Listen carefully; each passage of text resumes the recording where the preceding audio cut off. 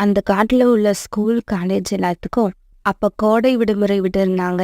அதனால எல்லா குழந்தைகளும் ரொம்பவும் சந்தோஷமா தங்களோட நண்பர்கள் கூட விளையாண்டு பொழுத போக்கிக்கிட்டு இருந்தாங்க. சோனா குருவியோட பையன் குக்கு ரொம்ப நாளா பக்கத்து காட்டுல இருக்கிற தன்னோட பாட்டி வீட்டுக்கு போகணும்னு அவங்க அம்மா கிட்ட சொல்லிக்கிட்டே இருந்தான். இப்ப அவனோட ஸ்கூல்லயும் லீவ் விட்டதால பாட்டி வீட்டுக்கு போய் ஆகணும்னு ரொம்ப பிடிவாதம் பிடிக்க ஆரம்பிச்சான். இங்க பார் குக்கு, நீ கேட்ட மாதிரியே உன்னோட பாட்டி வீட்டுக்கு அழைச்சிக்கிட்டு போறேன். ஆனா நான் திரும்பி வரும்போது என் கூடவே நீயும் திரும்பி வந்துடணும். பாட்டி கூடவே இருக்கணும்னு அடம் பிடிக்க கூடாது. வந்துருவாம்மா, உங்க கூடவே திரும்பி வந்துடுவேன். அங்கேயே இருக்கிறேன்னு சொல்ல மாட்டேன். இங்க பாரு குக்கு, நல்லா ஞாபகம் வச்சுக்க. அங்க போனதுக்கு அப்புறம் என் கூட வீட்டுக்கு கிளம்பாம பாட்டி கூடவே இருக்க போறேன்னு சொன்னா அதுக்கப்புறம் உன்னை என்னைக்குமே பாட்டி வீட்டுக்கு அழைச்சிட்டு போக மாட்டேன். போன தடவை பாட்டி கூடவே தங்கி அவங்களுக்கு அவ்வளவு தொல்லை கொடுத்ததை என்னால இன்னும் மறக்க முடியல. அம்மா, கண்டிப்பா இந்த தடவை நான் அந்த மாதிரி எந்த தொல்லையும் யாருக்கும் கொடுக்க மாட்டேன். பிறகு மறுநாள் சோனா குருவி தேவையான ஜாமான்கள் எடுத்துக்கிட்டு குக்குவையும் கூப்பிட்டுக்கிட்டு தன்னோட அம்மா வீட்டுக்கு பறந்து வந்துச்சு. இப்படி பறந்து வந்தவங்க அன்னைக்கு சாயங்கால நேரத்துல குக்குவோட பாட்டி வீட்டுக்கு வந்து சேர்ந்தாங்க. சோனா, உங்க 2 பேரையும் பார்க்கறதுக்கு நான் எவ்வளவு நாளா காத்திருந்தேன் தெரியுமா? பாட்டி, நான் ரொம்ப நாளா அம்மாவை கூப்பிட்டுக்கிட்டு இருக்கேன். அம்மா தான் வரவே இல்லை. இப்ப கூட அம்மா என்னோட பிடிவாதத்தால தான் வந்தாங்க. அம்மா, உங்களுக்கே தெரியும், இன்னும் கொஞ்சம் நல்ல மழைக்காலம் வரப்போகுது. அதுக்குள்ள வீட்டுக்குரிய நான் சரி செஞ்சாகணும். கூரைய சரி பண்ணிட்டு இன்னும் 2 நாள் கழிச்சு வரலான்னு தான் இருந்தேன். ஆனா இந்த குக்குவோட பிடிவாதம் தாங்காம இப்பவே கிளம்பி வர மாதிரி ஆயிடுச்சு. சோனா, நீ சின்ன குழந்தையா இருக்கிறப்ப இப்படிதான் உன்னோட பாட்டி வீட்டுக்கு போகணும்னு அடம் பிடிப்ப. உன் பையனும் இப்ப உன்ன மாதிரியே அடம் பிடிக்கிறான். அம்மா, பாத்தீங்களா? நீங்களும் என்ன மாதிரி தான். பாட்டி உங்களை பத்தின உண்மையெல்லாம் சொல்லிட்டாங்க. குக்கு, பாட்டி வீட்டுக்கு போக உங்க அம்மா அடம் பிடிச்சது என்னவோ உண்மைதான். ஆனா உங்க அம்மா உங்க பாட்டி சொன்னதை அப்படியே கேப்பா. அவங்க பாட்டிக்கு தொல்லை கொடுக்கவே மாட்டா. அவளால முடிஞ்ச அளவுக்கு அவங்களுக்கு உதவி பண்ணுவா. பாத்தியா கொக்கு, பாட்டி என்னை பத்தி என்ன சொல்றாங்கன்னு இதே மாதிரிதான் நானும் உன்னை பத்தி மத்தவங்க கிட்ட சொல்லணும்னு ஆசைப்படுறேன். ஆனா நீ அந்த மாதிரி நடந்துக்கல. சரி சரி, அந்த பேச்சை விடுங்க. பறந்து வந்ததுல நீங்க 2 பேரும் களைப்பா இருப்பீங்க. அதனால இன்னைக்கு சீக்கிரமா படுக்கணும். இப்படி சொன்ன சோனா குருவியோட அம்மா பிறகு தயார் பண்ணி வச்சிருந்த உணவு எடுத்து கொடுக்க அதை 3 பேரும் சாப்பிட்டு முடிச்சாங்க. பிறகு தங்களோட கூட்டுல படுத்து கொஞ்ச நேரம் பேசிக்கிட்டு இருந்த இவங்க 3 பேரும் பிறகு அப்படியே தூங்க ஆரம்பிச்சாங்க. மறுநாள் பொழுது விடிஞ்சிச்சு. மறுநாள் காலையில குக்குவோட பாட்டி குக்குவை போட்டுக்கிட்டு காய்கறி வாங்க மார்க்கெட்டுக்கு போனாங்க. இப்படி மார்க்கெட்டுக்கு போய் காய்கறி வாங்கினவங்க வர வழியில ஒரு ஸ்வீட் ஸ்டாலுக்கு போனாங்க. பாட்டி பாட்டி, எனக்கு சோம்பு அப்படி வாங்கி கொடுங்க. அதுதான் எனக்கு ரொம்ப பிடிக்கும். பிறகு பாட்டி குக்கு கேட்ட மாதிரி சோம்பப்படி வாங்கிக்கிட்டாங்க. இப்ப குக்கு ரொம்பவும் சந்தோஷமா தன்னோட பாட்டி கூட பறந்து போனான். வீட்டுக்கு போன உடனே சோம்பப்படியை எடுத்து அவங்க 3 பேரும் சந்தோஷமா சாப்பிட்டாங்க.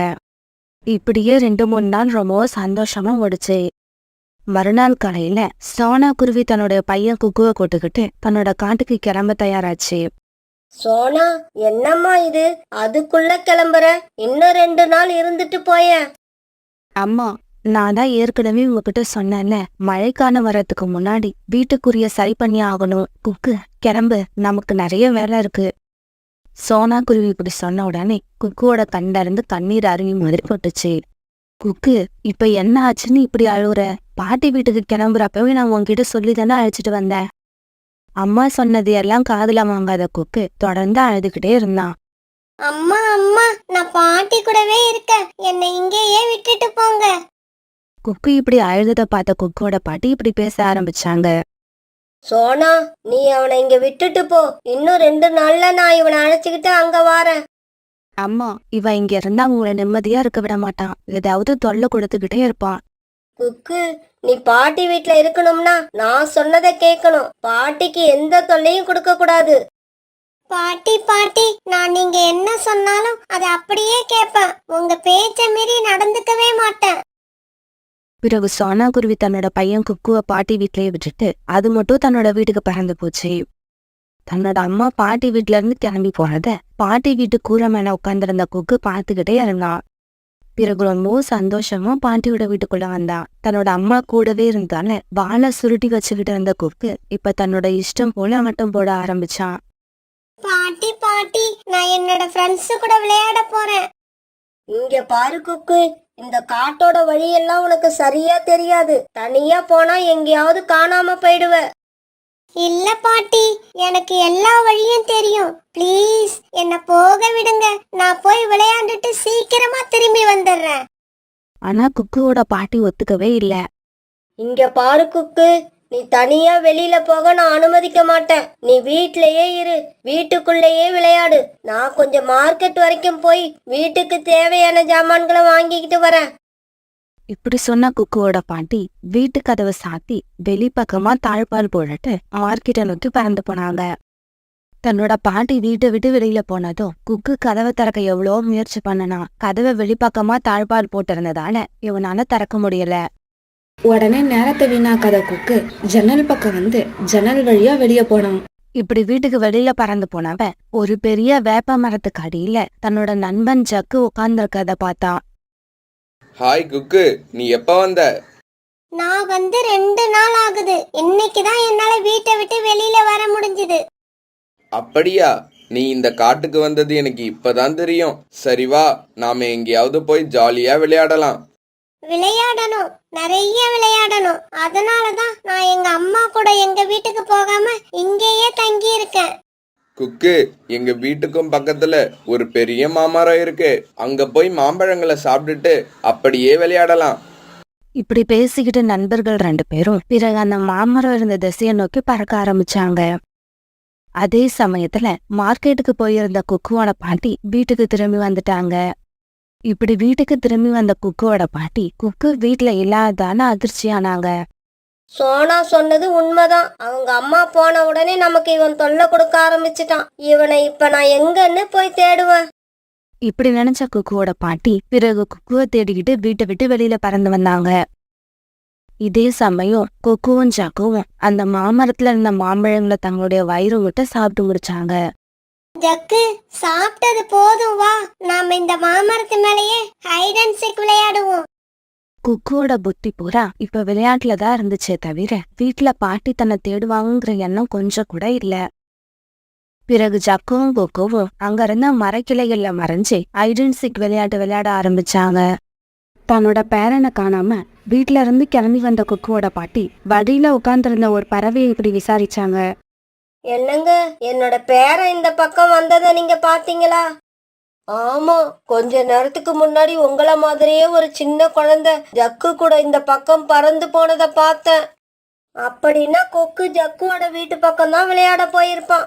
ஆமா, அங்க ஒரு மாமரம் வேற இருக்கு. கண்டிப்பா இவங்க 2 பேரும் அங்கதான் போயிருப்பாங்க. இப்படி நினைச்ச சோனாக்குருவியோட அம்மா பிறகு அங்கிருந்து மாமரத்தை நோக்கி பறக்க ஆரம்பிச்சாங்க. இந்த சமயத்துல ஜக்கு தன்னை கண்டுபிடிக்க கூடாதுங்கிற எண்ணத்துல ஒரு சின்ன மரக்கிளையில ஒளிஞ்சிருந்த குக்கு திடீர்னு கால் வழுக்கி அப்படியே கீழே விழுந்துட்டான்.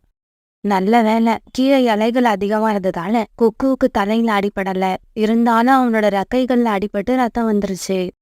பாட்டி பாட்டி, என்ன காப்பாத்துங்க. என்னோட ரெக்கையில ரத்தம் வருது. எனக்கு ரொம்ப வலிக்குது. குக்குவோட இந்த சத்தத்தை கேட்டு நிறைய பறவைகள் அங்க கூட்டமா வந்து சேர்ந்தாங்க. தம்பி, நீ யாரு? உன்னோட வீடு எங்க இருக்கு? என்ன கொண்டு போய் எங்க பாட்டி கிட்ட விட்டுருங்க. எனக்கு ரொம்ப வலிக்குது. பாட்டி பாட்டி, நீங்க எங்க இருக்கீங்க?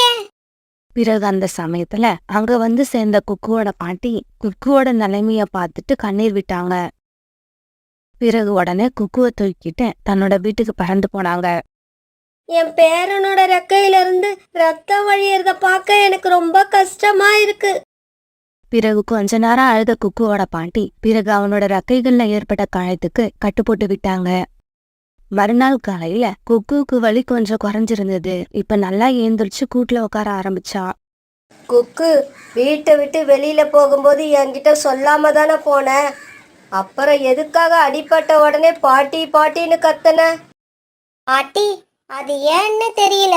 நம்ம உடம்புக்கோ இல்ல மனசுக்கோ ஒரு கஷ்டம் வரும்போது நம்மளை யாரு நல்லா பார்த்துப்பாங்களோ, நமக்கு தேவையானதெல்லாம் யாரு செஞ்சு கொடுப்பாங்களோ, நம்ம மேல யாரு நிறைய அன்பு வச்சிருக்காங்களோ உடனே அவங்க கிட்ட போகணும்னு தோணுது. சரி, நீ சொல்றதெல்லாம் சரி. அப்படி உன் மேல அன்பு வச்சிருக்கிறவங்க கிட்ட நீ பொய் சொல்லலாமா? அவங்க கிட்ட சொல்லாம வெளியில போகலாமா? இனிமே நான் கண்டிப்பா அந்த மாதிரி போக மாட்டேன் பாட்டி. நேத்து நான் உங்ககிட்ட சொல்லாம வெளியில போனது எவ்வளவு பெரிய தப்புன்னு நான் புரிஞ்சுக்கிட்டேன். இதுக்கப்புறம் ஒரு நாளும் நான் உங்களுக்கோ இல்ல அம்மாவுக்கோ தொல்லை கொடுக்கவே மாட்டேன். அந்த காடு இப்ப எந்த பக்கம் பார்த்தாலும் வெள்ளை வெள்ளையர்னு காய்ச்சி அடிச்சது. அதுக்கு காரணம் அந்த காட்டுல இப்ப பனிக்காலம் ஆரம்பிச்சதுதான். எப்பவும் பனிமழை பெஞ்சுக்கிட்டே இருந்தது. அந்த காட்டுல உள்ள எல்லா பறவைகளும் வீட்டை விட்டு வெளியே வராம கொட்டிக்கிட்டு இருக்க பனிமழைய வேடிக்கை பார்த்துக்கிட்டு இருந்தாங்க. அம்மா, இந்த பனிக்காலம் ஏன் தான் வருதோ? எனக்கு இந்த பனிக்காலம் கொஞ்சம் கூட பிடிக்கவே இல்ல. எப்பவும் வெயில் காலமாவே இருக்கணும். பியூட்டி, அப்படி சொல்லக்கூடாது. ஒவ்வொரு காலமும் நமக்கு விதவிதமான உணவுகளையும் விதவிதமான பூக்களையும் புதுசு புதுசா கொண்டு வரும். தங்களோட வீட்டுக்குள்ள படுத்திருந்த சோனா குருவியும் பியூட்டியும் இப்படி பேசிக்கிட்டு அப்படியே தூங்கிட்டாங்க.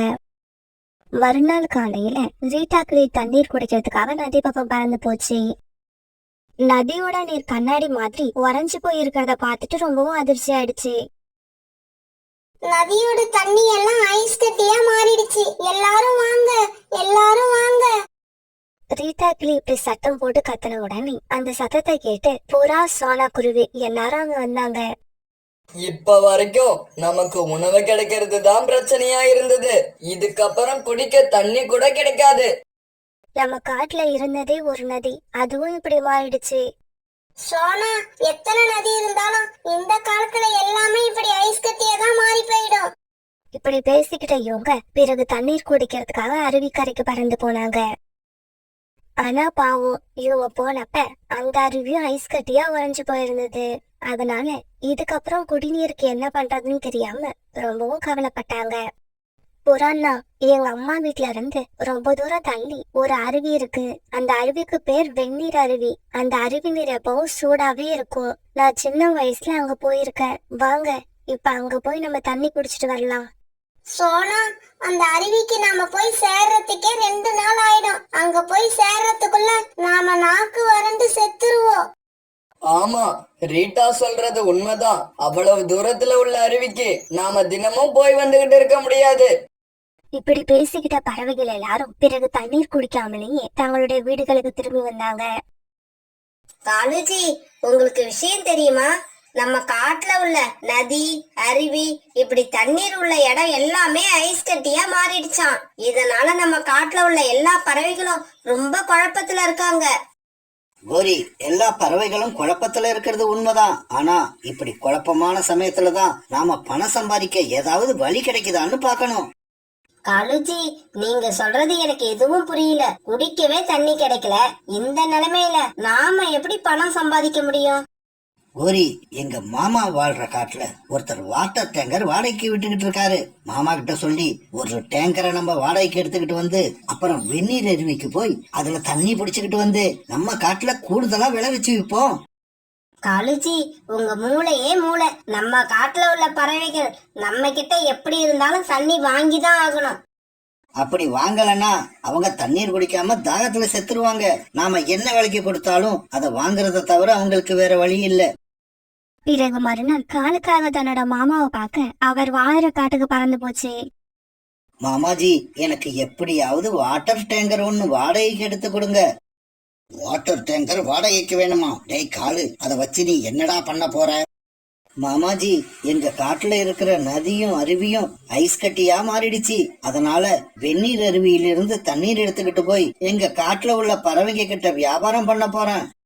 டேய் காலு, நீ இப்படி வியாபாரம் பண்ண ஆரம்பிச்சீன்னா கூடிய சீக்கிரம் பணக்காரனா மாறிடுவ. அப்புறம் அதுக்கு உதவி பண்ணுன இந்த மாமாவை மறந்துடாத. எப்பவும் ஞாபகம் வச்சுக்க. கிடைக்கிற லாபத்துல எனக்கும் கொஞ்சம் பங்கு கொடு. மாமாஜி, உங்களுக்கு இல்லாததா? லாபம் வரட்டும், உங்களை கூப்பிட்டு உங்களுக்கான பங்கு கொடுத்துறேன். பிறகு காலுக்காக தன்னோட மாமா காட்டுல இருந்து வாட்டர் டேங்க வாடகைக்கு எடுத்துக்கிட்டு வெந்நீர் அருவியை நோக்கி போச்சு.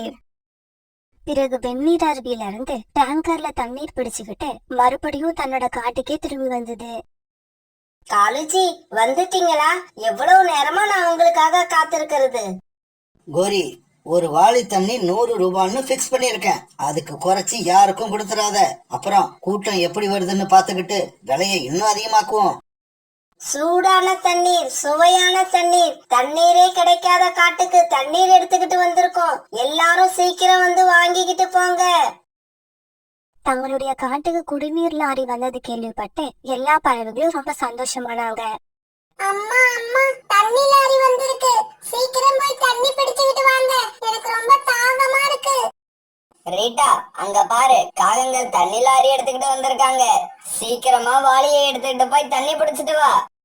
கோரிக்காகத்தோட சத்தத்தை கேட்ட எல்லா பறவைகளும் வாளியை எடுத்துக்கிட்டு தண்ணி லாரி கிட்ட வந்து சேர்ந்தாங்க. ஆளு கோரி, நீங்க 2 பேரும் எங்களோட கஷ்டத்தை தெரிஞ்சு ஒரு அருமையான வேலை பண்ணிருக்கீங்க.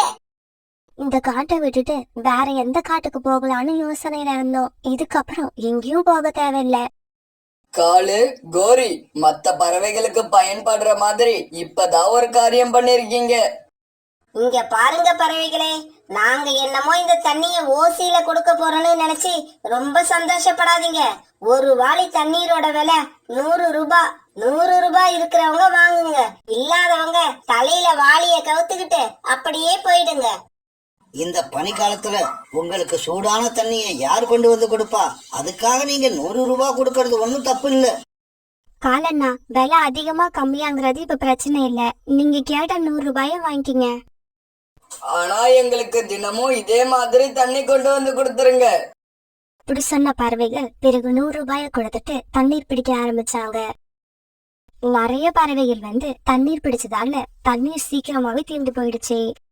பிறகு தினமும் காலுக்காகவும் குறிக்காகவும் இதே மாதிரி வெந்நீர் அருவில இருந்து தண்ணீர் எடுத்துக்கிட்டு வந்து தங்களோட காட்டுல வியாபாரம் பண்ண ஆரம்பிச்சாங்க. அவங்க உள்ள பறவைகளும் வேற எங்கேயும் தண்ணீர் கிடைக்காதால தினமும் இவங்க கிட்ட தண்ணீர் வாங்க ஆரம்பிச்சாங்க. இப்படியே சில நாட்கள் நகர்ந்துச்சு. காலேஜி, தினமும் வெந்நீர் அருவிக்கு நீங்க லாரியை எடுத்துக்கிட்டு போயிட்டு வர்றதால டீசல் தான் நிறைய செலவாகுது. பேசாம பக்கத்துல இருக்கிற மனிதர்களோட குடியிருப்பு பகுதியில ஒரு குளம் இருக்கு. நாளைக்கு அந்த குளத்துல இருந்து தண்ணி எடுத்துக்கிட்டு வாங்க. கோரி, அந்த குளத்து நீர் ரொம்பவும் அசுத்தமா இருக்கும். அத பறவைகள் குடிக்க முடியாது. காலேஜி, தண்ணியே கிடைக்காத இந்த காலத்துல அழுக்கு தண்ணியாவது நல்ல தண்ணியாவது நான் சொல்றத செய்யுங்க. அப்பதான் நமக்கு டீசல் காசு மிச்சமாகும். அப்புறம் தண்ணி எடுத்துக்கிட்டு வர்றப்ப எனக்கு பிஸ்லரி வாட்டர் 4 பாட்டில் வாங்கிக்கிங்க. பிறகு காலுக்காகவும் அன்னைக்கு கோரிக்காவும் சொன்னபடி வெந்நீர் அருவிக்கு போகாம மனிதர்கள் வாழும் பகுதியில உள்ள குளத்துக்கு போய் தண்ணீர் பிடிச்சது. கோரி சொன்னது உண்மைதான். இந்த குளம் வீட்டுக்கு பக்கத்திலேயே இருக்கு. இங்க வந்து தண்ணீர் எடுத்துக்கிட்டு போனா தினமும் நமக்கு 1000 ரூபாய் மிச்சம் ஆகும். இப்படி யோசிச்ச காலுக்காகவும் பிறகு அந்த தண்ணி எடுத்துக்கிட்டு தன்னோட காட்டுக்கு போச்சு. கோரி, எனக்கு என்னமோ இன்னைக்கு தண்ணியில இருந்து ஒரு பேட் ஸ்மெல் வர்ற மாதிரி இருக்கு. அப்படியா? உன் பக்கத்துல நிக்கிற புறாவை கொஞ்சம் தள்ளி நிக்க சொல்லு. எனக்கு என்னவோ புறா கிட்ட இருந்து தான் இந்த ஸ்மெல் வர மாதிரி இருக்கு. அது வேற ஒண்ணும் இல்ல கோரி, குடிக்க தண்ணீர் கிடைக்கிறதே கஷ்டமா இருக்கு. அதனால இந்த பறவைகள் எல்லாம் ரொம்ப நாளா குளிக்காம இருக்காங்கன்னு நினைக்கிறேன். இப்படி சொல்லிட்டு காலுவும் கோரியும் விழுந்து சிரிச்சாங்க. காலண்டா, உண்மையாவே தண்ணீர் இன்னைக்கு பழைய மாதிரி இல்ல. பாருங்க, இஷ்டம் உள்ளவங்க மட்டும் வாங்கிட்டு போங்க, இஷ்டம் இல்லாதவங்க வாங்க வேண்டாம். நாங்க யாரையும் வாங்கியே ஆகணும்னு கட்டாயப்படுத்தல. கோரிக்காக இப்படி சொன்ன உடனே வேற வழி இல்லாத பறவைகள் அந்த குளத்து நீரையே 100 ரூபாய் கொடுத்து வாங்கிட்டு போனாங்க. காலேஜி, பாத்தீங்களா, இவ்வளவு நாளா ரொம்ப தூரம் போய் நீங்க தண்ணி எடுத்துட்டு வந்து காசை வேஸ்ட் பண்ணிட்டீங்க. ஒவ்வொரு வேலைக்கும் ஷார்ட் கட்னு ஒண்ணு இருக்கு. அத நாம தான் தேடி கண்டுபிடிக்கணும். அன்னைக்கு ராத்திரி சானா குருவியும் பியூட்டியும் தங்களோட வீட்டுல படுத்து தூங்கிட்டு இருந்தாங்க. சுத்தமில்லாத குளத்து நீரை குடிச்சதால சானா குருவி பியூட்டி 2 பேருக்குமே வயிற்று வலி வர ஆரம்பிச்சது. அம்மா அம்மா, எனக்கு வயிற்று வலிக்குது. பியூட்டி, அம்மாவுக்கு கூட வயிற்று வலிக்குது. இந்த காகங்கள் கொண்டு வந்த தண்ணி சுத்தமில்லாத தண்ணின்னு நினைக்கிறேன். ரீட்டா கிளி வீட்லயும் ரீட்டா கிளி ராக்கி கிளி 2 பேருமே வயிற்று வலி வந்து தூங்கவே இல்ல. என்னங்க வயிற்று வலிக்குதுன்னு சொல்றேன், பேசாம உட்கார்ந்து இருக்கீங்க. ராணி, எனக்கும் வயித்த வலிக்குது, அதனாலதான் பேசாம உட்கார்ந்துருக்கேன். நீயும் வாய மூடிக்கிட்டு உட்காரு. பிறகு காலையில எல்லா பறவைகளும் ஒன்னா சேர்ந்தாங்க. இந்த காகங்கள் நேத்து கொண்டு வந்த தண்ணீராலதான் நமக்கு இப்படி ஆயிடுச்சுன்னு நினைக்கிறேன். ஆமா, அதுதான் உண்மையா இருக்கணும். இந்த காகங்கள் இந்த தண்ணீரை எங்க இருந்து கொண்டு வராங்கன்னு தெரியல. இந்த தண்ணி எங்க இருந்து வருதுன்னு இன்னைக்கே கண்டுபிடிச்சிடுவோம். பிறகு அன்னைக்கு காலுக்காகத்தை ஃபாலோ பண்ணிக்கிட்டு போன சோனா குருவியும் புறாவும் குளத்துல இருந்து காலுக்காகம் தண்ணீர் எடுக்கிறத பாத்துட்டாங்க. சோனா, உண்மை என்னன்னு இப்ப நமக்கு தெரிஞ்சு போயிடுச்சு. சீக்கிரமா வா, இத சொல்ல வேண்டிய இடத்துல சொல்லியாகணும். இப்படி பேசிக்கிட்ட சோனா குருவியும் புறாவும் நேரா அரண்மனைக்கு பறந்து போனாங்க. பருந்து மகாராஜாவை பார்த்து நடந்தது எல்லாத்தையும் சொன்னாங்க. காகங்கள் கொண்டு வந்த தண்ணீரோட சாம்பிள் இதுல இருக்கு மகாராஜா. மந்திரி, இந்த தண்ணீரை நம்ம லேபிள கொடுத்து பரிசோதனை பண்ண சொல்லுங்க. கொஞ்ச நேரம் கழிச்சு மந்திரி மறுபடியும் அரண்மனைக்கு வந்தாரு. மகாராஜா, இந்த தண்ணீர்ல காலராவை உண்டாக்கக்கூடிய கிருமிகள் இருக்கு. அந்த காகங்கள் ஒரு வாளி தண்ணீரை 100 ரூபாய்க்கு விற்கிறாங்கன்னு ஏற்கனவே எனக்கு ரிப்போர்ட் வந்துச்சு. இருந்தாலும் தண்ணீர் கிடைக்காத காலத்துல நல்ல தண்ணீரை கொண்டு வந்து கொடுக்கறாங்கன்னு நினைச்சு பேசாம இருந்தேன். இதுக்கப்புறம் அந்த காகங்களை நான் பாத்துக்கிறேன். நீங்க இனிமே அந்த காகங்கள் கிட்ட தண்ணீர் வாங்க தேவையில்லை. நம்ம அரசாங்கத்துல இருந்து இனிமே தினமும் தண்ணீர் லாரி உங்க வீட்டுக்கிட்ட வரும். அதுல நீங்க இலவசமா தண்ணீர் பிடிச்சுக்கலாம். இது கேட்டுட்டு சோனா குருவியும் புறாவும் சந்தோஷமா அங்கிருந்து கிளம்புனாங்க. காலுஜி, என்ன இது? வண்டி வந்து நின்னு 1/2 மணி நேரம் ஆகுது, இன்னும் தண்ணி பிடிக்க யாருமே வரல. வருவாங்க. வாளி பணம் எல்லாத்தையும் எடுத்துக்கிட்டு வீட்டை விட்டு வெளியில வர வேண்டாமா? இப்படி சொன்ன காலுக்காக டயர்ல சாஞ்சு படுத்து தூங்க ஆரம்பிச்சது. காலுஜி, அங்க பாருங்க, அரண்மனையில இருந்து வீரர்கள் நம்மள நோக்கிதான் பறந்து வராங்க. அப்படியா? அரண்மனையிலயும் தண்ணீர் பஞ்சம் வந்துருச்சுன்னு நினைக்கிறேன். வீரர்கள் வந்து கேட்டா அவங்களுக்கு 10 ரூபாய் குறைச்சி ஒரு வாளி 90 ரூபான்னு கொடு. காலு, கோரி, உங்க 2 பேரையும் மகாராஜா உடனே அரண்மனைக்கு அழைச்சுக்கிட்டு வர சொன்னாரு. இங்க பாருப்பா, நீங்க நினைச்ச உடனே நாங்க உங்க கூட வந்துட முடியாது. இந்த தண்ணி எல்லாம் வித்துட்டு தான் வர முடியும். இதுக்கப்புறம் நீங்க தண்ணீர் வியாபாரம் பண்ணணும்னு அவசியம் இருக்காது. உடனே கிளம்பி எங்க கூட வாங்க. மகாராஜா, வெந்நீர் அருவிக்கு போய் தண்ணி எடுக்க லேட் ஆகுது. அது வரைக்கும் பறவைகள் தண்ணி இல்லாம கஷ்டப்படுறாங்களேன்னு நினைச்சுதான் பக்கத்துல உள்ள குளத்துல இருந்து தண்ணி எடுத்தோம். தயவு செய்து தப்பா நினைக்காதீங்க. ஆமா மகாராஜா, தண்ணி இல்லாம பறவைகள் படுற கஷ்டத்தை பார்க்க முடியாம தான் அவசரத்துக்கு ஒரே ஒரு நாள் அந்த குளத்துல தண்ணி எடுத்தோம். இது ஒரு தவறா? காகங்களே, நீங்க செஞ்சது தவறே இல்ல. அதனாலதான் நீங்க ஜெயில இருக்க போற 1 வருஷமும் நீங்க குடிக்கிறதுக்கான நீரை அந்த குளத்துல இருந்து எடுத்துக்கிட்டு வர போறோம். மகாராஜா இப்படி சொன்னதை கேட்ட காகங்கள் 2 பேரும் எதுவுமே பேச முடியாம மௌனமா அழ ஆரம்பிச்சாங்க.